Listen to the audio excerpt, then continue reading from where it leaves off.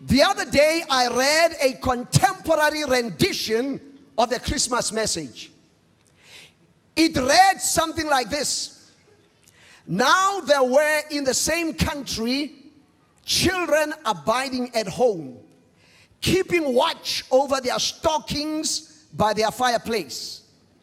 Santa Claus came upon them, and they were so afraid, and Santa said unto them, Fear not, behold, I bring great tidings of joy, which shall be to all people who can afford them.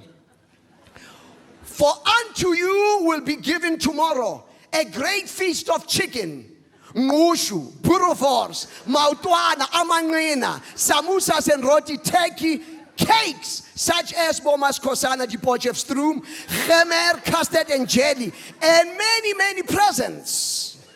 And this shall be a sign unto you. You shall find the presents wrapped in bright paper, lying beneath a tree adorned with tinsel and lights. Suddenly there shall appear a multitude of relatives and friends, rejoicing and saying, Thank you so much. It is just what I wanted. And it shall come to pass, as the friends and relatives are gone away into their own homes and houses, that the parents will say to one another, Hey, what a mess to clean up. We are dead tired. Let us go to bed and pick up tomorrow. Thank God Christmas comes only once a year.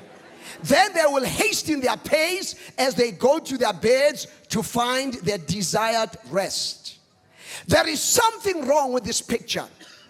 One person who is the reason for the season is not even mentioned. And that's Jesus. Look to somebody on your left or your right and say, Jesus Christ is the reason for the season. I want us to focus, take a closer look at Christmas. The message today will focus on 4 characters: Mary, Joseph, the shepherds, and wise men from the east. I nearly said East End because I'm from the East End, wise men from the east. Some of you are looking at me today. You are facing a marriage night. When your marriage is passing through winter, the relationship is cold.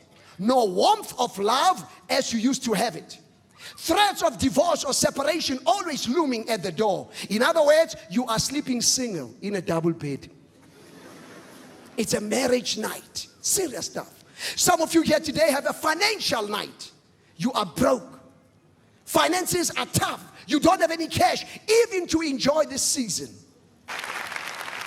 That is why, as we take a closer look at Christmas, we must look in, examine ourselves. Is there room for Jesus in our heart? Or he cannot check in because it is full. We need to look out. What is it that is derailing me from becoming a man or woman of God, a father, a mother, a stepfather, a stepmother, a young person that will follow after God's heart? And then we must look up to Jesus, the author and the finisher of our faith.